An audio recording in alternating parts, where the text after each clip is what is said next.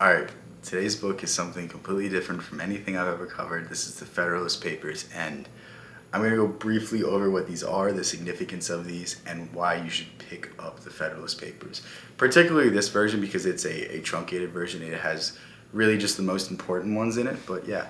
To begin, if you're not from America, this might not be as interesting to you, but in America, there's a lot of political discourse going on right now, and it's seemingly that nobody actually has an understanding of what's going on. And the truth is, like, unless you've read the Constitution, unless you've read the founding documents, like, it's going to be really hard for you to form an argument and form an opinion that's well based, that you have done your due diligence on. And I mean, I don't care what side you lean, but I just want you to understand the founding of the country, because if you understand the founding principles, then there's nothing to complain about. Like, if the Constitution was carried out in the way it's supposed to be, it is literally the most fair and balanced document that has ever been written. The truth is, though, it's been amended, it's been changed, and it's not really respected the way it used to be. And it's only through reading works like this, reading the Federalist Papers, reading exactly what is meant to be carried out, where we can see the actual intentions of the founding fathers. And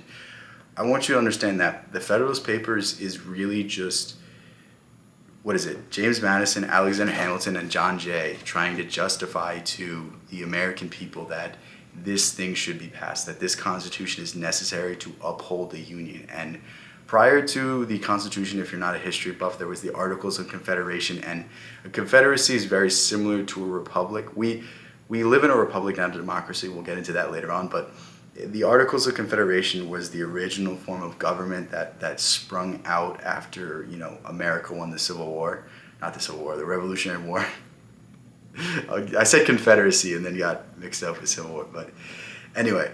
So there was the Articles of Confederation, and the issues with the Article of Confederation is that there wasn't enough centralized power. There wasn't enough power to support each and every state, and because of this, there was various issues. They didn't have enough funding. It was very difficult to standardize any sort of laws.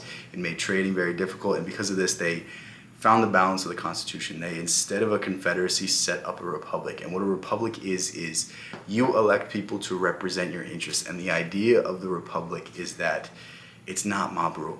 Think about the various injustices that happen in this country, and think about, the Jim Crow laws in the 1960s. Like, these things never would have been overturned if it wasn't because of our republic. The only reason why we get unpopular decisions that turn out to be the right decisions later on, that turn out to protect the minority of opinions, is because of the representative republic, because we elect people who are supposed to be more educated than us, more fair than us, and understand the overall context of their decisions. And had we had a democracy, it'd be very different, because we understand what democracy is. Democracy is even if the policy is a bad policy, even if it's an unjust policy, even if it's a racist and segregationist policy, it will still get passed because it's the majority opinion. And we need to understand the checks and balances that go into the republic. The republic is supposed to allow fairness. It's supposed to allow justice. It's supposed to be objective. It's supposed to act in these ways.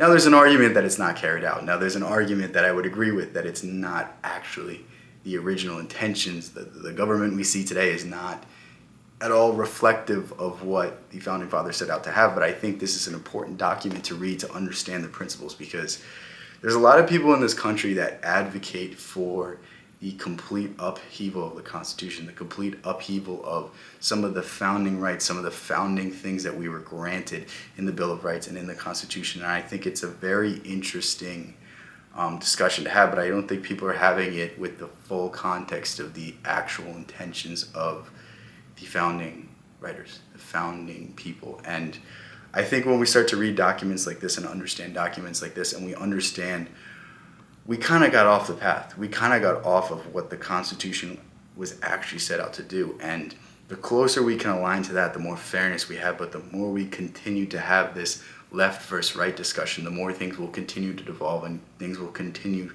to look less and less like a republic. It will continue to look more and more like the fall of Rome. And I think reading works like this are especially important in times like this, because, I was arguing with my mother and sister about the election, and it's like, I'm not left or right. I understand that, like, if we have so-called rights in the Constitution, why are they privileges? Why can they be taken away? And it's like, I'm always going to take that argument. I'm always going to take the libertarian approach, and that's really how I see myself. But at the same time, like, you can't argue the political state of the country if you don't understand the political system. And I want each and every American to actually do their due diligence and actually read these documents, because the benefits of the republic are not granted to the citizens unless they're an educated populace. The people need to educate themselves, and not educate themselves in the sense of go to college and get a degree in history and do this and do that. No, I want you to sit down, read the Declaration of Independence, sit down, read the Constitution, sit down, read the Bill of Rights, read the Federalist Papers, read the intentions of the documents, because the intentions are pure.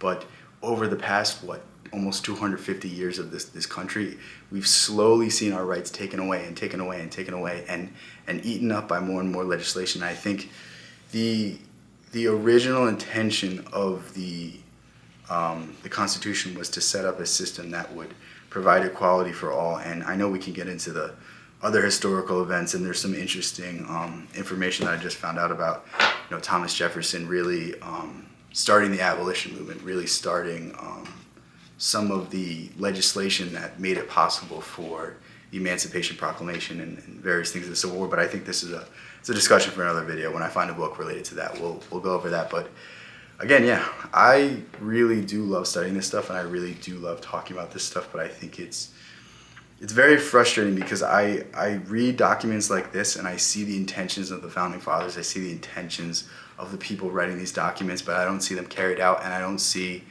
people getting all up in arms about how we're not represented the way we should be, how foreign interests and foreign corporations and people across the country can influence our local politicians. And I think it's a much bigger issue, and I wish people would focus on this. I wish people would focus that we've gotten away from the Constitution, instead of saying it's left versus right, it's black versus white, it's rich versus poor. Like, the truth is, like, we're not being given what's on paper.